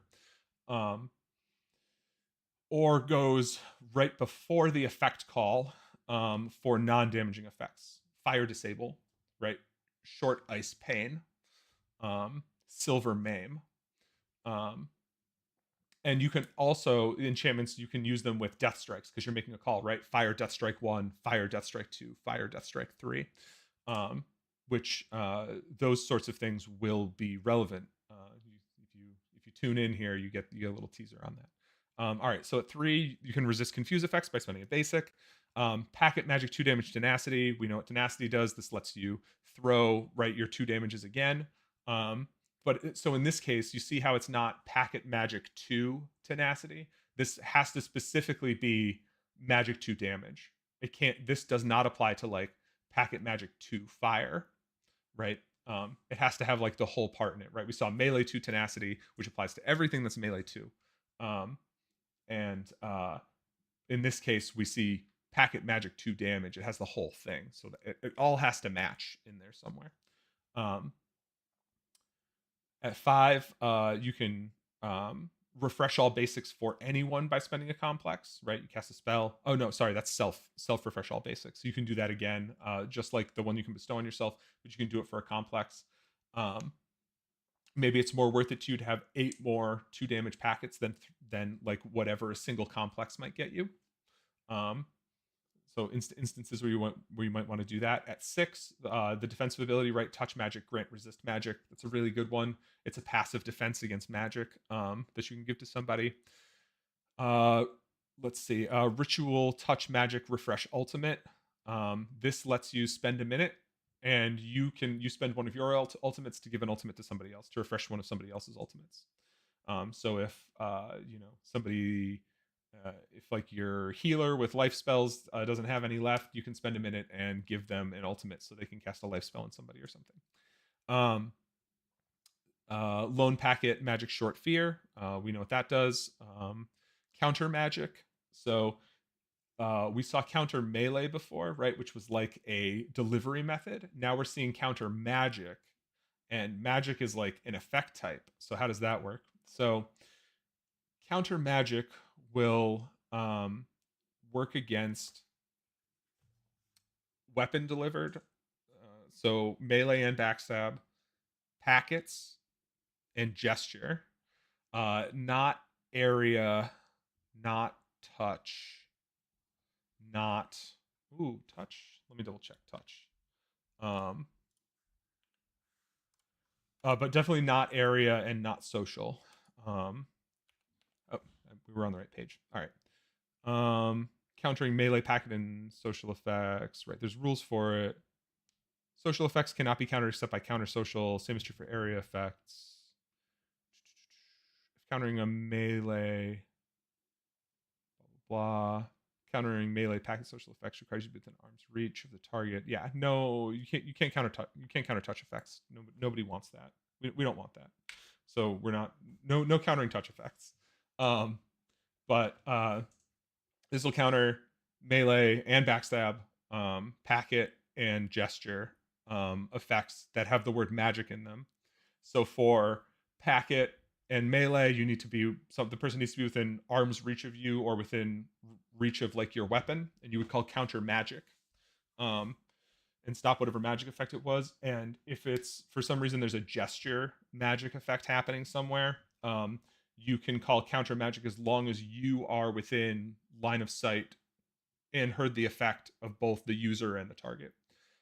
So basically, anytime that you could have been a target for what's happening, you can use a counter ability to stop it. And in this case, regardless of what you're countering, you would call counter magic, whether it's a packet or whatever. All right, and then at 10, they get packet magic sleep as a complex. Erudite. Here we're onto specializations. Packet magic damage flurry. We know what that does. Bestow resist magic. So that's a smart resist. That's an active magic resistance that can get handed out as an ultimate. That's really good. Touch magic grant 1 armor. If you have a friend that has the erudite specialization, you're probably going to get that 1 armor point a lot. And that's sort of the intention. Is that folks will hand those out whenever they're able to. Lone packet for magic confuse. We know what that does. Blue insight. We know what that does. Lone short ritual packet magic 5 damage flurry. This is like the example that we had looked at before, but this one's lone, so you can only do it once per set of complexes, right? Once per hour. At 7, they get a lone packet magic dispel. Dispel's a little more complicated of an effect. Basically, dispel removes 1 beneficial effect of the target's choice. That could be a grant, a bestow, or an enchantment. And so, but there's like, you can have like a couple different kinds of bestowments and a couple different kind of grants, and potentially also an enchantment.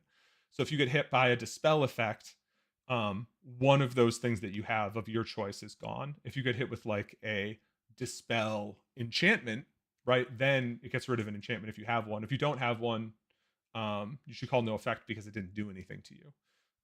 Right? If it didn't do anything, if an effect doesn't do anything to you, call no effect. But dispel probably doesn't show up often.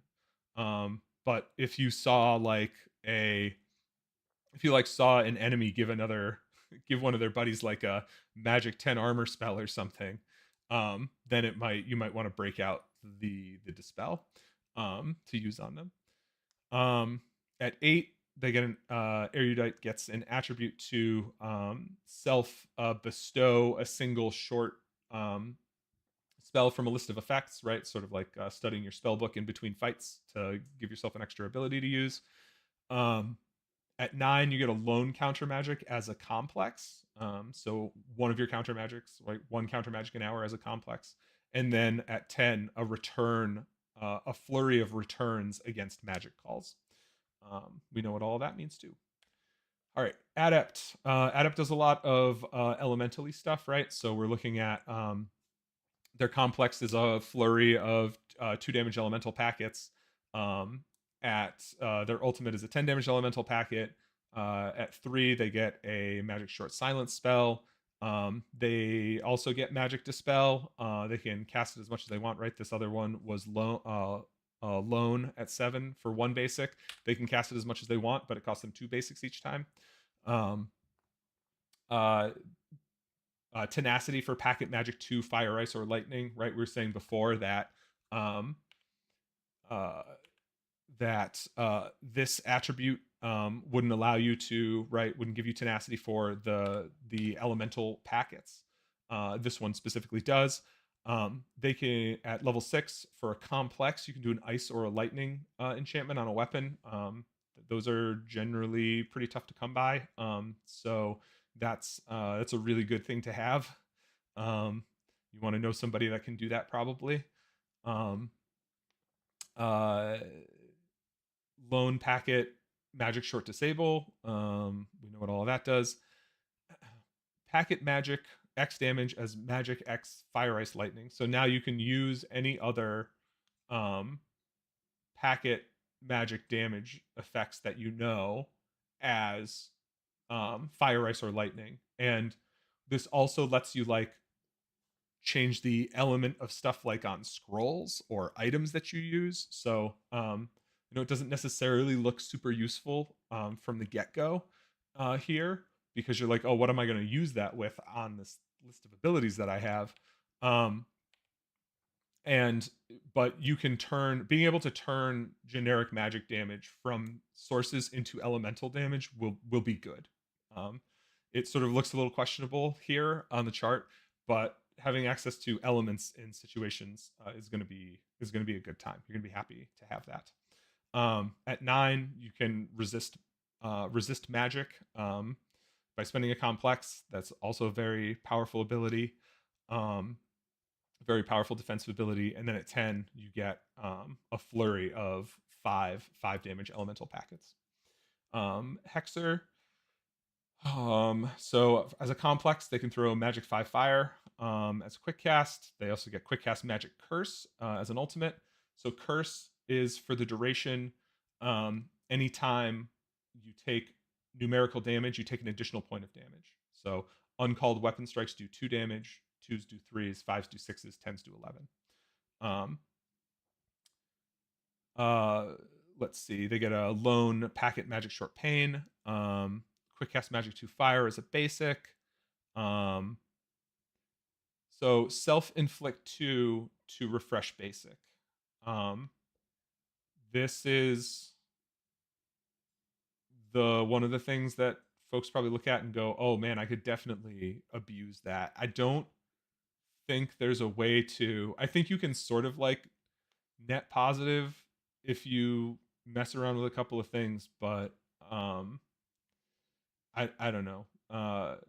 You also like have to damage yourself to get there a little bit. So um, yeah, I think this is going to be okay. If this becomes problematic, we'll put some kind of limiter on it or something. But I think this is going to be all right. And the idea that right, you can spend your hit points as a resource to get more basics, um, if and when you need them. At 6, you get uh, also get like a ritual for social magic suggestion, right? Sort of like a magical sort of like suggestion effect as opposed to the performer's non-magical one.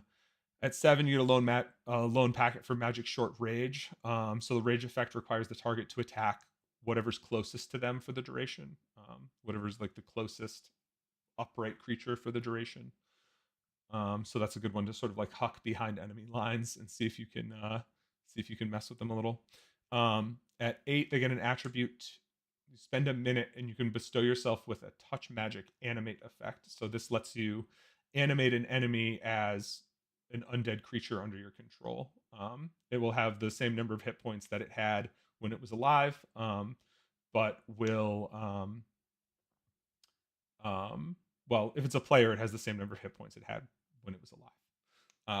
If it's something else, you may not get the like the some big crazy enemy probably won't have all of its hit points.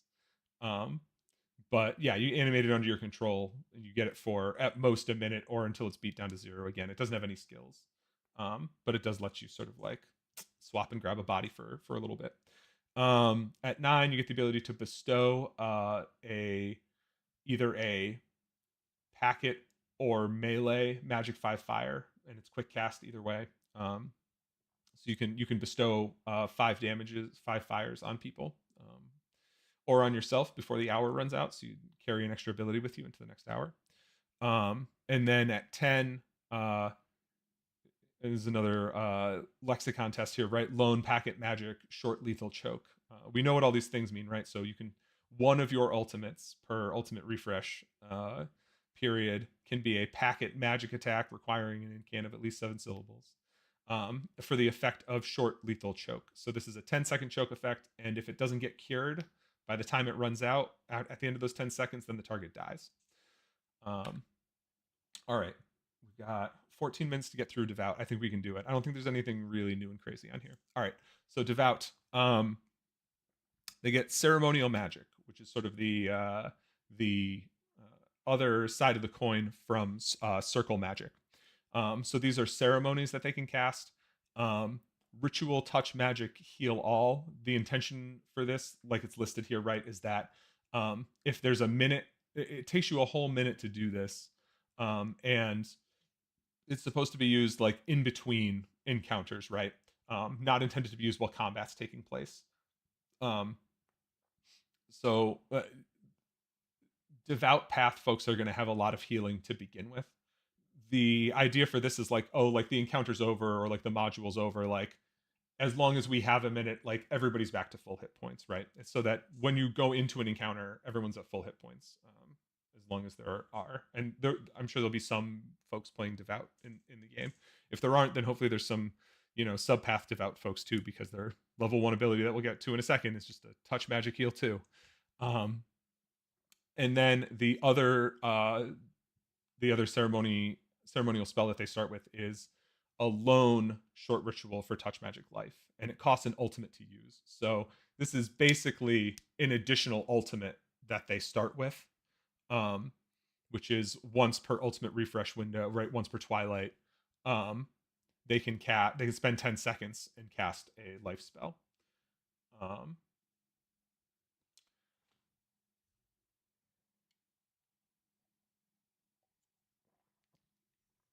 All right. Oh, also with ceremony and circle spells, there'll be more of them that are available in the game, right?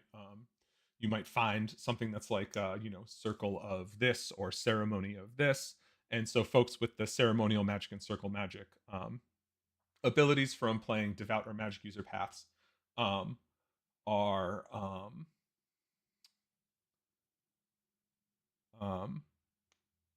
are going to be able to use those, right, if they meet the requirements. And there's some descriptions on that further into the rule system too that I guess we'll talk about next week. We're doing lots of skill lists now, so we'll get to talk about the rest of the rule system next week. Oh, there's Laura asking a question. How are gods and faith handled in this game? That's a big question. Um, so there are certainly worlds, including one, at least one, that's in that's on the wiki right now that have reference to beings that are referred to as gods. Um, the devout path and all of its specializations don't require anyone to be, devout to any specific thing. Um, it's about like, it's just about being it's about having a connection to belief and sort of spirituality in some sense or another, right? And that can be like the limitalist description is like, oh, acknowledging the balance in all things, right? Life and death exist, war and peace exist, et cetera, et cetera. The naturalist has this like sort of devotional connection to nature and the portions of nature, and the mystic has sort of this like devotion to self and like the mind, and has some connection to like psionics and all of that. Um, so uh, certainly characters can come from worlds and be and be like, oh, on this world there's like this deity that I recognize or worship in some capacity. Um,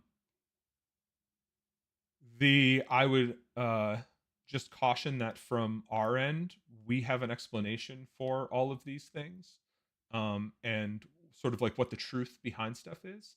Um, so, you know, your character might know a lot about their world, but the universe is a big place full of mysteries and all kinds of stuff. We're certainly not out to negate anyone's premise, right? And this is why we're reading everyone's world submissions and character submissions and stuff, to make sure that folks are gonna have fun with what we have planned. But yeah, um, there are across the universe there are as many folks who are sort of devout to things that are not gods as things that are not called gods as things that are called gods. Um, so just kind of that um, keep that in mind. So, um,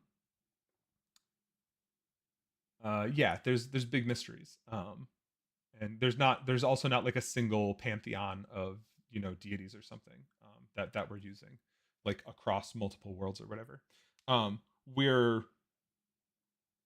generally focusing on not fantasy gods for stuff. So that maybe gives a little more away than I had intended, um, but certainly there are inexplicable and supernatural forces of stuff out there that could very reasonably be worshipped as deities and functionally are anyway. Um, but we do have like our own explanations for stuff that we want to use that we think are going to be um, fun for everybody to interact with. All right, now I've only got 8 minutes to try to get through this. Okay, touch magic heal 2, exactly what it sounds like. 7-syllable incant, touch your target, magic heal 2, heals 2 points of damage. That's going to be the primary way that people's hit points are restored. It's going to happen often. Level 2, going all the way back to the maim effect, right? Short ritual, touch magic, cure maim. So it only takes a basic to cure a maim, but it does take 10 uninterrupted seconds to do so. So if you and your buddy are both actively in a fight, it's going to be tough to cure that maim effect. That's more of what makes maim scary, right? Maim's scary because like you got to sort of like finish what's going on or defend your healer behind you to get your limb back. At 3, you get a basic to cure disables with a spell. That's great. That's right. Disables are easier to cure than maim, so this is just like a 7-syllable incant. At level 4, you get tenacity for touch magic heal 2s. So you double up your heal 2s, which is great. You can do them on different targets if you want to. You just anytime you use Anytime you use a touch magic, heal 2. It has to be magic too. So if it's like if you're doing like a heal 2 like from a potion or something, like that won't cut it. Complex for touch magic heal 5. Level 6, you get a touch magic silver enchantment. This is the first place we see the silver enchant show up. At 7, as an ultimate, you get a flurry of magic heal 10s, so 5 magic heal 10s. That's a big turning point too. There's a bunch of like if the line is getting beat down, or all of your buddies are getting beat up, you can get everybody back up. Boom, boom, boom, boom. And then at 8, you just get straight up touch magic heal tenacity.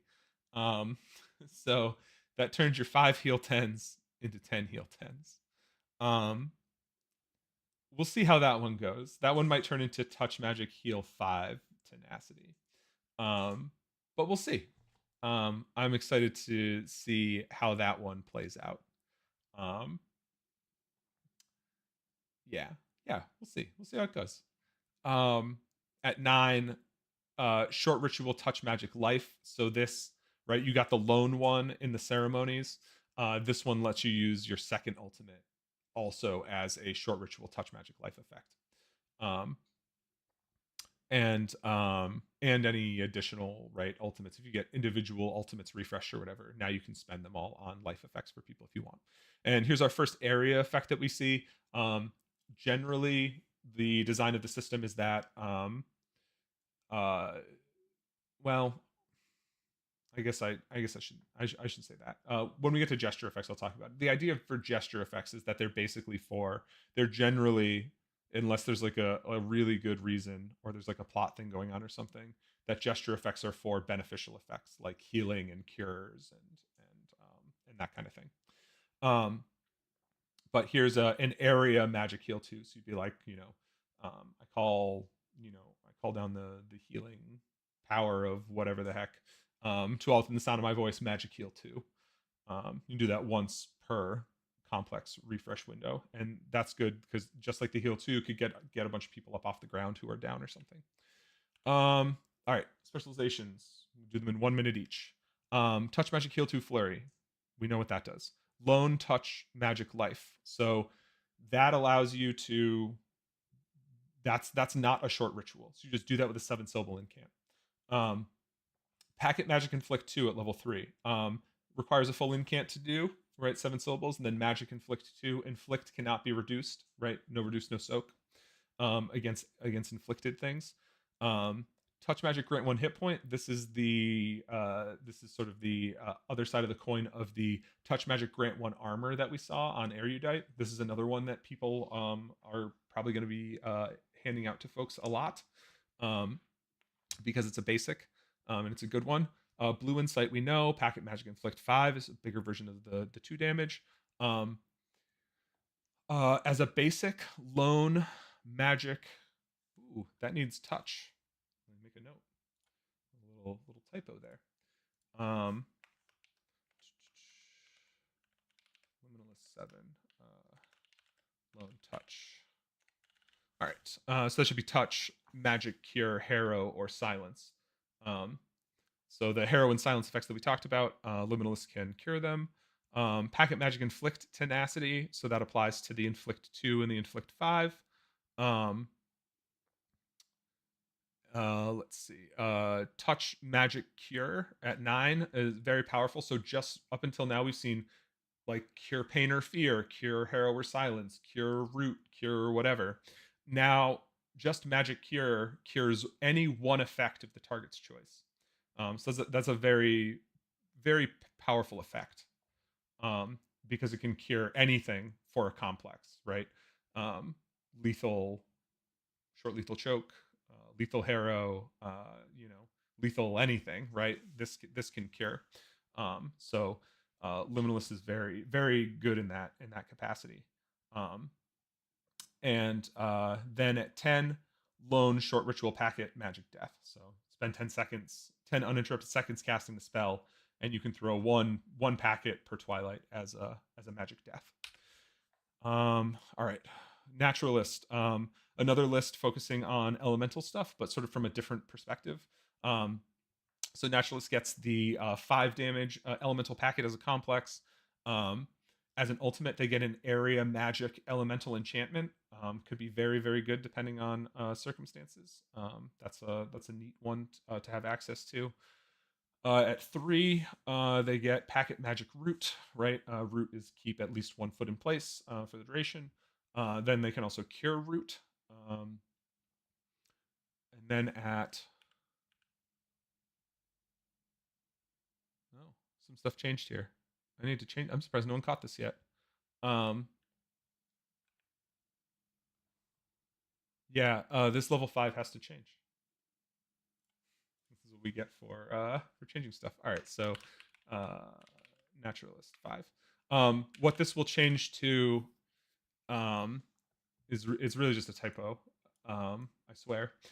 So this is this says right, packet magic inflict 2 as packet non-magic 2 fire ice lightning. What this will become instead is well, probably it'll be like touch magic heal 2 as packet non-magic 2 fire ice lightning, right? The inflicts at some point in the past showed up on the devout core list and then got moved to liminalist at some point in the future. So it'll be the same thing. What it comes down to is that it gives an option for non-magic 2 damage elemental packets. So you would just throw a packet and call 2 fire, 2 ice, 2 lightning, right? No magic, no incant, just it's a non. So you could do that even while silenced. Is one of the big selling points there. Let me just make a note. So touch magic heal 2 as great. At 6, touch magic cure paralyzer virus as a complex. Paralyze we've talked about. Oh, I guess we didn't talk about virus yet. So virus reduces. Virus lasts until cured. It doesn't have a duration. Lasts until removed, and reduces your hit points to half of your maximum. I think this one rounds up. It's not often that people will have an odd number of hit points anyway, but I think virus rounds up. If it doesn't, it will. That's fine. But yeah, that's one that having ways to cure that are going to be important.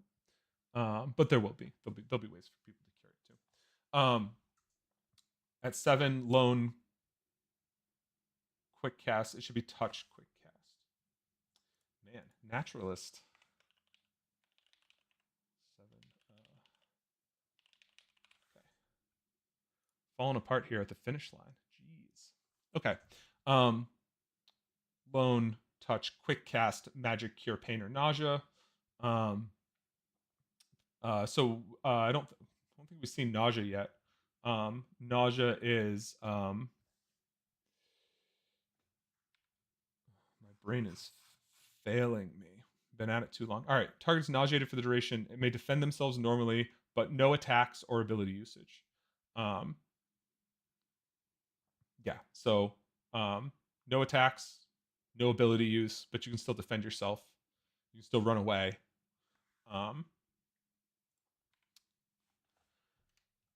And if you're a naturalist at 7, you can cure that once a minute as a basic.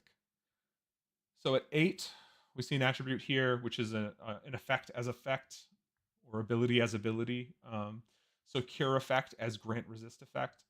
So once per minute, right? We see here like lone touch quick cast magic cure pain or nausea.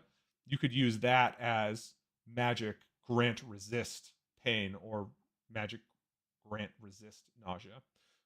Same is true here with granting resistance to paralyzer virus at 6, and anything else. But it has to be a specific effect in the cure, and then you can grant that as a resist instead. You could there's some potions that cure effects too that you could use that for. You can use it with that scrolled too far. You can use that with the cure maim at 2 to give out resist maims if folks don't have resistances to stuff.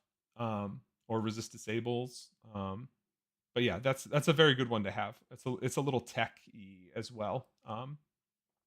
At 9, short ritual, social poison, sleep, sort of like like spores, like a spore sleep kind of thing. And then at 10, counter fire, ice, or lightning. Right, this was now we're seeing counter energy type. Right, we saw counter delivery type with counter melee. We saw counter effect type with counter magic. Now we're seeing counter energy type with counter fire, ice, lightning. So this will work against anything with the fire, with the word fire, ice, or lightning in it. Right, so magic, fire, death. This will work against whether it's a packet or swung or whatever. And right, this will also stop melee, backstab, um, melee, backstab, packet, gesture, as long as you're within the qualified targeting area for it. And yeah, that's naturalist. All right, last one, mystic. This is our first time that we're seeing the psychic effect type. So there is the psychic effect type does exist in the game. It'll show up in places.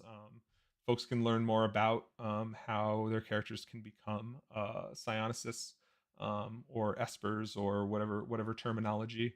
But Mystic gets some of this baked in, right? So they can throw a packet for psychic silence. Psychic effects don't require incants. You can just throw them. You can use them while silenced. You cannot use them while under nausea or pain if it's an attack, right? But silenced will not turn off psychic effects. This is at level 2. We see our first example of a gesture ability. So this is gesture psychic heal 10. So you need to designate your target, get their attention. You need to be able to clearly see them, and they need to be able to hear you. But you could be like, hey, Joe, psychic heal 10. And they receive that effect. You can't use more than one gesture effect in a minute. And that's not tied to like refreshes or whatever. You're just like, nobody's using a gesture effect more than once in a minute. Keep things, leveled out here. At level 3, they get packets for psychic 2 damage. Again, pretty straightforward. It's just psychic instead of magic now. No incant on that. At level 4, they get a basic for touch magic refresh basic. So you can 7-syllable incant, spend one of your basics to give one to somebody else if you're like behind the line and you want to give your basics to people that are fighting in front of you or something. You can pass off your basics to folks. At 5, you get an attribute that lets you use your touch magic heals as gesture psychic heals. So again, like we talked about, right? If you do that, you get one attribute. So if you do this, you can't also use the like healing tenacity, right? So you can get one heal instead of 2, but you can do it as a gesture. But remember, you can only do one gesture a minute. So there are time and a place for this to be useful. At level 6, here's another instance of gesture where it's being used to cure a choke effect or a rage effect, right? It's going to be generally difficult to cure a rage effect on somebody while they're actively fighting people. So having a gesture for that is really good, and also a gesture to release people from a choke effect if they're suffering from one of those.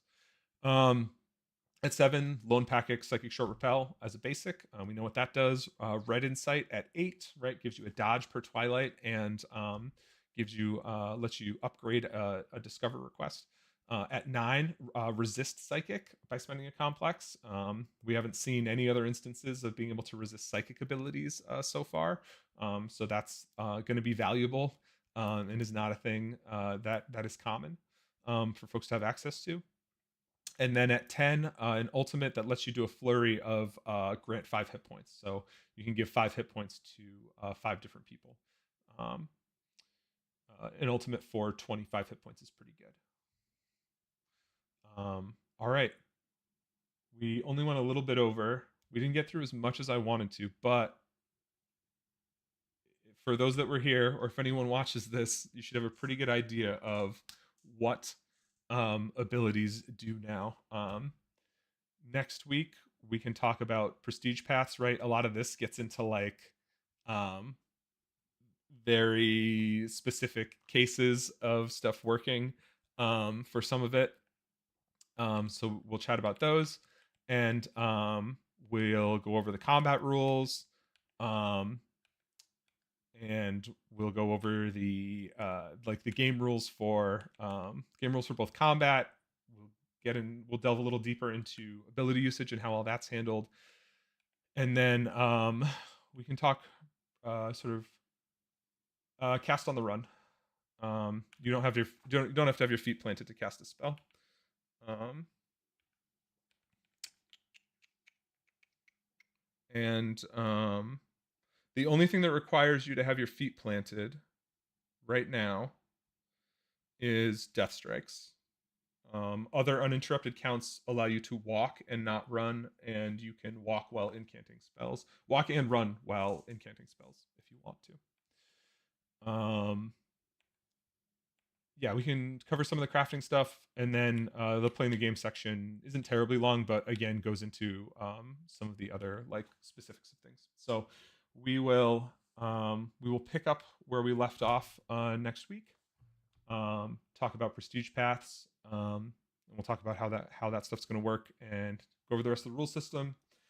I don't see any questions that I missed from folks, so that's good. And